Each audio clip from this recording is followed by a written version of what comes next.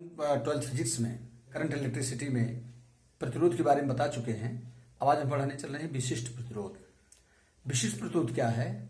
किसी चालक का प्रतिरोध उसकी लंबाई के चालक की लंबाई के समानुपाती और चालक के अनुप्रस्थ काट के क्षेत्रफल जो उसकी मोटाई होती है उसके व्युत्क्रमानुपाती होता है। Resistance of a conductor is directly proportional to length of the conductor and inversely proportional to its cross sectional area. तो ये जो है तो ये हमारा R is proportional to L, ये है length of the conductor, and R is inversely proportional to cross sectional area A। ये 2 पॉइंट पर किसी चालक का प्रतिरोध, जैसे ये चालक हमारा है, ये चालक है, तो इस चालक का जो प्रतिरोध होगा, रेजिस्टेंस होगा, वो इसकी लंबाई, चालक की लंबाई के डायरेक्टली प्रोपोर्शनल होता है। और जो इसकी ये क्रॉस सेक्शनल एरिया, ये मोटाई वाला जो होता है इसके, ये हमारा A है, इसके इनवर्सली प्रोपोर्शनल होता है। तो जब दोनों को मिलाते हैं, R is proportional to L upon A, L numerator, A denominator, L upon A। जब प्रोपोर्शनलिटी चिन्ह हटाते हैं तो ये कांस्टेंट रखते हैं, R is equal to rho into L upon A, where जहां रो क्या है, इसको रो पढ़ते हैं, रो एक नियतांक है T, जिसे चालक का विशिष्ट प्रतिरोध कहते हैं। अब विशिष्ट प्रतिरोध कहते हैं, या इसी विशिष्ट प्रतिरोध को हम कहते हैं रेजिस्टिविटी, जिसको रेजिस्टेंस कहते हैं, इसको कहते हैं रेजिस्टिविटी।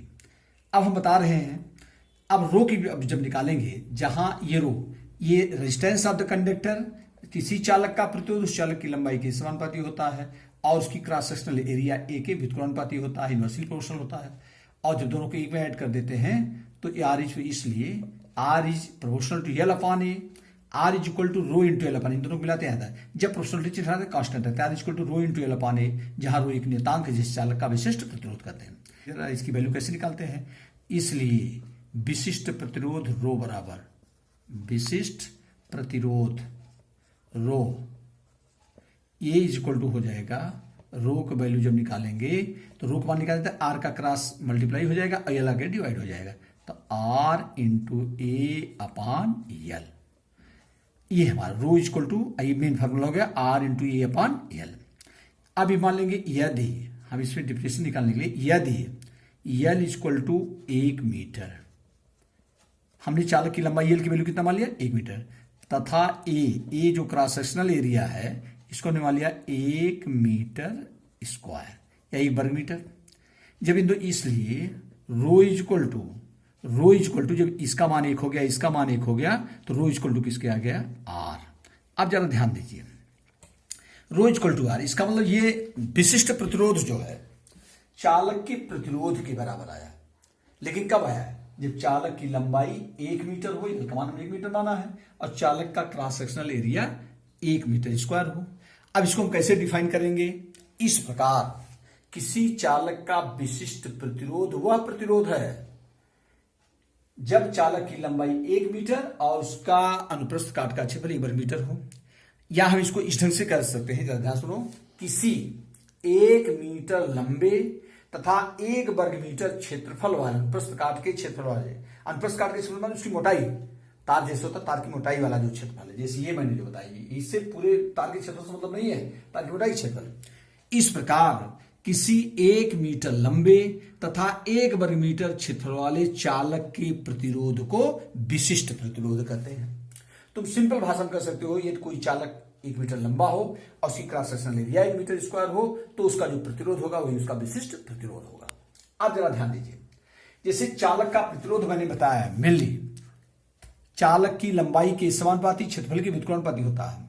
लेकिन ये जो विशिष्ट प्रतिरोध हमारा है, विशिष्ट प्रतिरोध ये चालक की लंबाई अथवा क्षेत्रफल पर निर्भर नहीं करता, ये चालक के पदार्थ की प्रकृति पर निर्भर करता है। प्रकृति मीन्स जैसे हमारा एल्यूमिनियम का तार है, कापर का तार है, जो भी तार होगा सबका एक हमारा जो स्पेसिफिक रेजिस्टेंस है, विशिष्ट प्रतिरोध या यू कैन से रेजिस्टिविटी, वो हमारा कांस्टेंट होता है।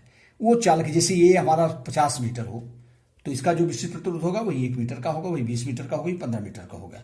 चूंकि विशिष्ट प्रतिरोध इसकी लंबाई अथवा क्षेत्रफल निर्भर नहीं करता, वो केवल nature of the material of the wire, चालक किस पदार्थ का बना उस पर डिपेंड करता है। जो भी है, जैसे तांबे का तार है तो उसके लिए विशिष्ट प्रतिरोध कांस्टेंट होगा, एल्यूमिनियम का तार है जो भी रहेगा, तो चांदी का तार है, सबके लिए विशिष्ट प्रतिरोध कांस्टेंट होता है। तो इसको ध्यान दीजिए। दूसरी चीज, जैसे हमने तुमको पीछे पढ़ाया है, जरा ध्यान दीजिए। अच्छा, इसकी पहले बता दें, जरा ध्यान दो। जैसे हमने पीछे तुमको पढ़ाया है ओम के नियम से, इसको ध्यान दीजिए। ओम के नियम से V इक्वल टू IR, इसको जरा बड़े गौर सुनिएगा। ये हो गया, और I बराबर होता है, हमारा होता है NEAVD। इसको बड़े गौर सुनो, ये हम पढ़ा चुके हैं वैद्युत धारा अनुगमन वेग में संबंध। I वैद्युत धारा है, वैद्युत धारा अनुगमन वेग में संबंध I इक्वल टू NEAVD। इसका जब वैल्यू हम VD, और चूंकि VD इक्वल टू क्या होता है, अनुगमन वेग VD इक्वल टू क्या होता है, EVटा अपान LM। ये है अनुगमन वेग का सूत्र है। VD इक्वल टू होता है EVटा अपान LM। इस VD की वैल्यू जब यहां रख देते हैं तो I इक्वल टू आ जाता है NEA इंटू VD वैल्यू रख देंगे EVटा अपान LM।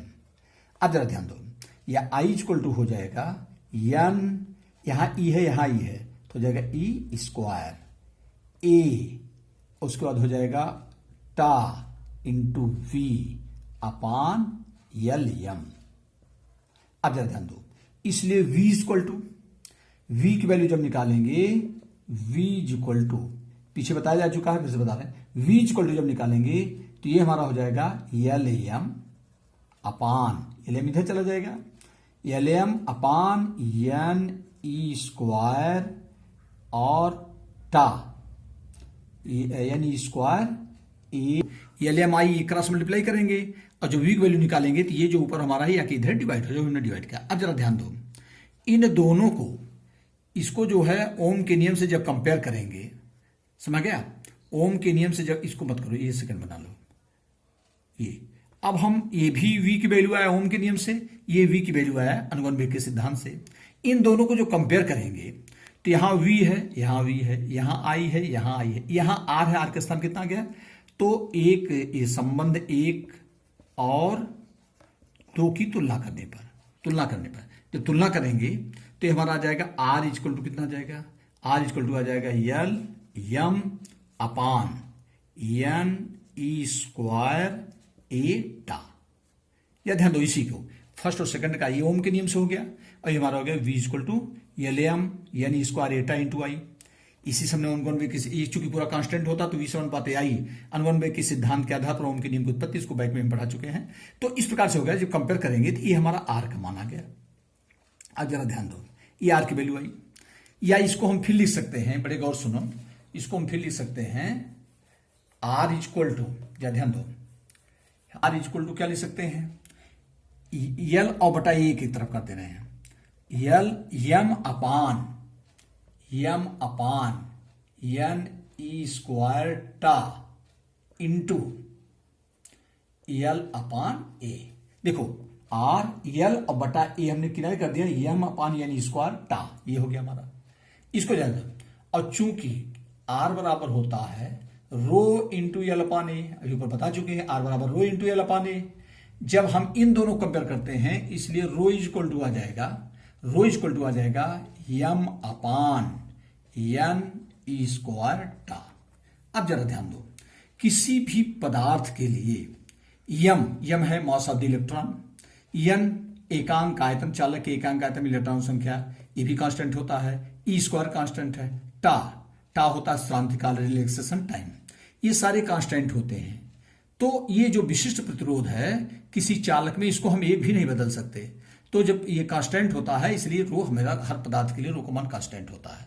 जबकि इस बात को ध्यान दीजिए, रेजिस्टिविटी और रेजिस्टेंस में क्या डिफरेंस है, मेन डिफरेंस ये है, किसी चालक का प्रतिरोध उसकी लंबाई के समानुपाती, क्षेत्रफल के व्युत्क्रमानुपाती होता है, R is proportional to L, R is proportional to A।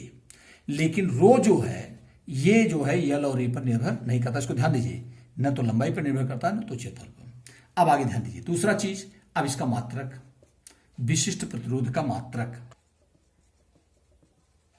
विशिष्ट प्रतिरोध का मात्रक, अब इसकी यूनिट कैसे लिखा, प्रतिरोध का मात्रक हो जाएगा, चूंकि rho is equal to R into A upon L, ये हो गया। अब बताओ आर का मात्रक क्या होता है, ओम, इंटू ए का मात्रक हो जाएगा मीटर स्क्वायर, अपान एल का मात्रक क्या हो जाएगा, मीटर।